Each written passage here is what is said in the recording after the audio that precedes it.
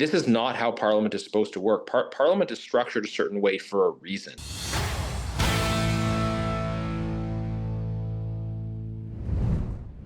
Ladies and gentlemen, there's a lot of shenanigans that are going on in Parliament, especially since this Carney government manufactured their majority, took over committee, and has taken over Parliament. And they are doing things in interesting ways that is not immediately obvious both to the mainstream media and the public at large. Joining us to talk about what exactly is going on and why this is actually a serious concern and an affront to democracy within our own parliamentary system is the MP for Sherwood Parks, Fort Saskatchewan, and the Shadow Minister of Employment, Garnet Jenis. Mr. Jenis, thanks for joining us again on Northern Perspective. Hey, thanks so much for having me. Okay, so we became aware of this specific issue just by a social media post that you put up on Facebook. And once we dug into it, we got actually very concerned the more we started looking. So for our viewers who are less up to speed on parliamentary procedure, what is going on and what is the concern going on in Parliament right now? Right. So, well, I've got a lot of concerns about the way the Liberals have been treating Parliament since their ill-gotten majority. Right, Canadians chose a minority Liberal government in the last election, and look, watching Parliament, there's always a lot of tussling back and forth and in different fora, but fundamentally, a minority parliament requires some level of cooperation. Parties have to negotiate on things, and this is what has been happening over the last year prior to the Liberals taking this majority that Canadians didn't vote for. When you have a minority parliament, there are discussions of opinions and deals and trade-offs that have to be made, and that can lead to significant results if that collaboration is happening well. And a lot of things I think were able to happen over the last year. I mean, we have supported joint projects in areas where we agree, and we've opposed the government in areas where we disagree. There's some legislation that's passed very quickly, and other legislation, obviously, that we have opposed. So the nature of minority parliament is that you do get things done. You just have to talk to other parties in the process. And Mark Carney clearly didn't want to have to do that, and so through pretty unscrupulous means, members were lured across the floor, which gave Liberals their majority, and they have completely ended the kind of aspects of constructive collaboration, at least. As far as I can see, they are repeatedly ending debates on things that have just started. There have been multiple instances where they have imposed closure of studies on committees, not just ending debate in the House, but forcing committees to end. I think we voted on two separate closure motions in one day yesterday. So they're just slamming things through at an unprecedented pace. And so that's kind of the overall picture. Mark Carney doesn't know very much about Parliament, isn't very interested in Parliament, is almost never here. He almost never shows up in question period. Meanwhile, his government is trying to further degrade this institution into merely rubber stamping his agenda as quickly as possible. So I haven't even talked about the private members bill issue that I was raising on social media last night, but that's the overarching context. And the other, one of the other issues that we've started to see, the way they're even crafting bills is, number one, they seem to be putting poison pills in every single one of them that are bad for Canadians. And the whole intent is so seemingly that they can hit the Conservatives and the opposition over the head by voting against these bills, where publicly they will say, well, we're trying to protect the children. We're trying to do all these nice things, but buried in the bill is very undemocratic and frankly very concerning points of legislation that should be voted against. And the other thing that we see that they're doing is they seem to try to be giving more power to the regulators to make decisions that are not actually going to be able to be voted on in the House. And we see this with the social media bills coming in, and we also see this with some of the other privacy bills coming in, the privacy bills that actually expand the use for companies, not actually limit privacy. But talk to us about your specific concern with the procedure in actually preventing members from presenting private members' bill to Parliament. I think a good area of contrast is look at what happened with Bill C5, which is sort of the major projects framework, and versus now what they're trying to do under a majority. So normally, if the government puts forward a bill and there's some things in it that you think are good, there's some things in it that you think are not good, and there's some things in it that you think need to be tightened up, or maybe it leaves too much to regulators and more should be specified in legislation, or whatever it is. That's where Parliament is supposed to be engaged in the committee process. And on Bill C5, which we supported, we put forward and passed significant amendments which addressed potential problems with that bill. And then the Liberals changed their approach with the majority to one of not listening. And actually, where we saw this in real time was on Bill C11, because on Bill C11, this was a Liberal bill on instances of sexual assault involving the military justice system. And when this bill was at committee, Laurie Idlout, then an NDP MP, was the NDP defense critic. And it was a minority parliament. So Conservative, Bloc, NDP, and even the Liberals, there was a lot of conversation back and forth about the provisions of the bill. There were significant amendments which the whole opposition supported. I think maybe the government even supported some of those amendments. But then in between that committee work and it going to the House, the NDP defense critic crossed the floor to the Liberals. The Liberals put forward a motion with their majority in the House that undid all of this committee work. Laurie voted with her new party, the Liberals. The Liberals basically gutted all the good work that had been done at committee on this.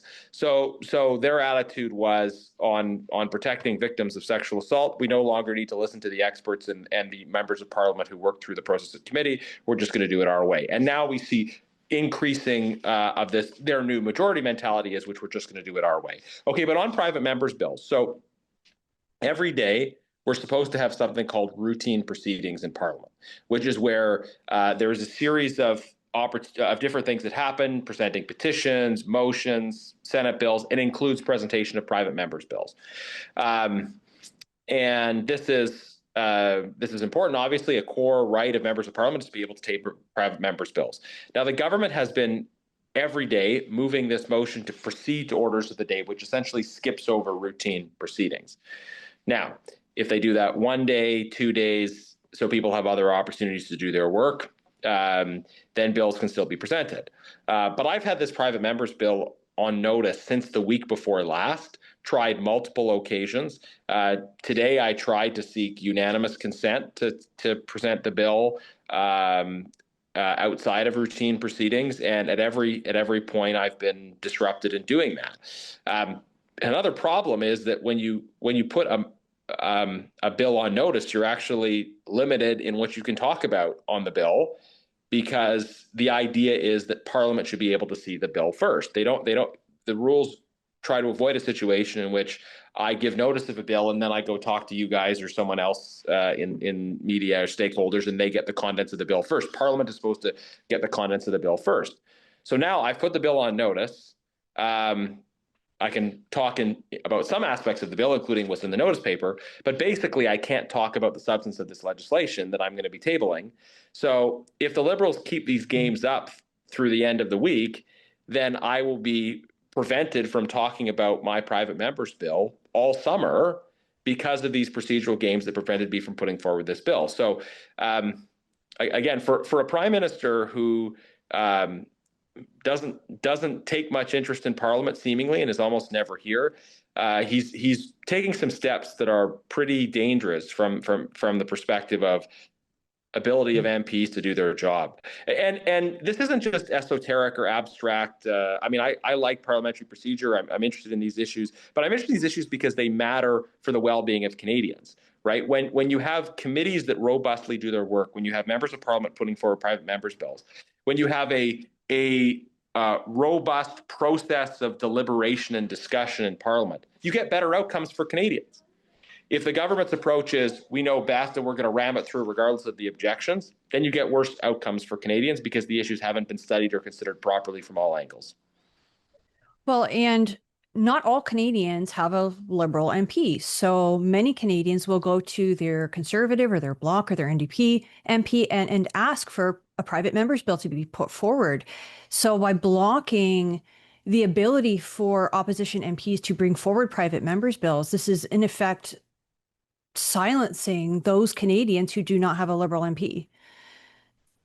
Yeah, I mean, look, liberal MPs haven't been able to present private members' bills either, though. I mean, I think it's a problem for members of the opposition, but it's also, I don't think the Prime Minister has that much regard for the role of parliamentarians in any party.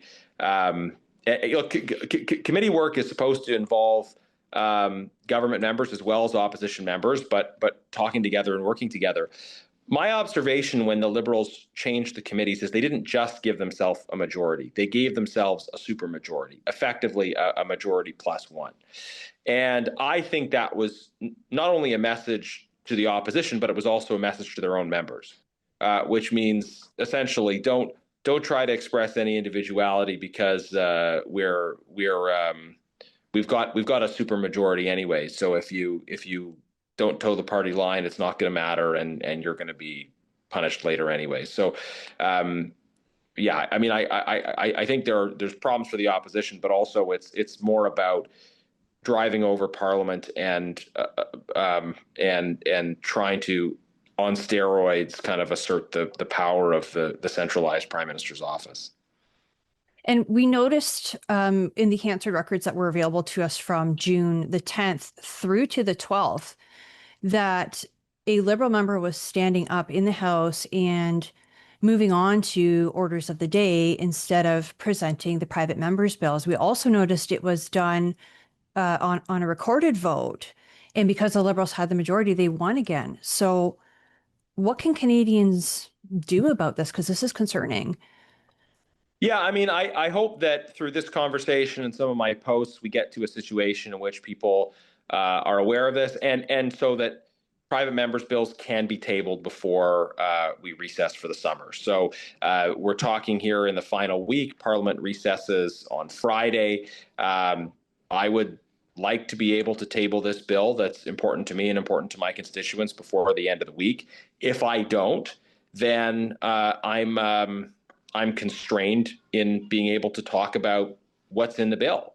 I mean, I can identify the information that is in the notice paper, which is that this is a bill regarding theft of culturally or religiously significant property. But I can't tell you or the public anything else about that. And then basically a summer is normally a time when people are able to be out and about, talking to their constituents, talking to people in other ridings about bills they're working on, and to be, I mean, it's hard to contemplate being in a situation where I've got this bill on the notice paper that I can't talk about over the summer because of how there's a parliamentary, and for understandable reasons, there's a parliamentary rule around not talking about a bill that's on notice that hasn't been tabled. But that rule doesn't envision me being put in this situation where I give notice two weeks ago and we're still here. So what people can do is let's try to generate some pressure on the government to say, let MPs table their bills. So just to recap for our viewers, so they understand the whole scope here. So what's happening is every day Parliament starts, there's routine proceedings that they go through, and part of that routine proceedings is there's supposed to be a window for private members' bill or new legislation to be tabled by virtually any member of Parliament. And what the Liberals are doing is they're using procedural games to skip over that, preventing members from both the Liberals and opposition from actually tabling private members' bills, effectively only allowing legislation coming from Carney's cabinet to be discussed in the House by the government.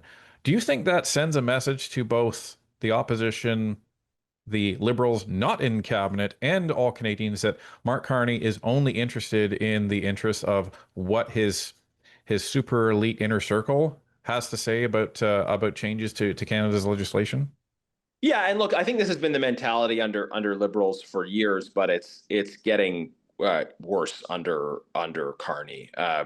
The the short time they've had a majority and just the intensity of these programming motions ordering to committee, as well, the volume of closure as well as these programming motions, it's much worse than it was even under the Justin Trudeau majority that I sat through for 4 years. So I hope that we'll have a chance to table these bills before the summer, but the effect of what they're doing is that we've been blocked in doing that. One small caveat, which is that routine proceedings happens first thing in the morning on Tuesdays and Thursdays. It happens after question period Monday, Wednesday, Friday. So it's not always the first thing in the day, but it happens every day, and it's supposed to provide ample room for these important aspects of the parliamentary process to unfold. And we saw that there were, as of I believe Friday, there were 12 other private members' bills that were ready to be read. I just want to clarify for the audience that your particular private member's bill, it's not being held up due to any changes that need to be made to it or any procedural thing regarding the bill itself, correct? Yeah, the bill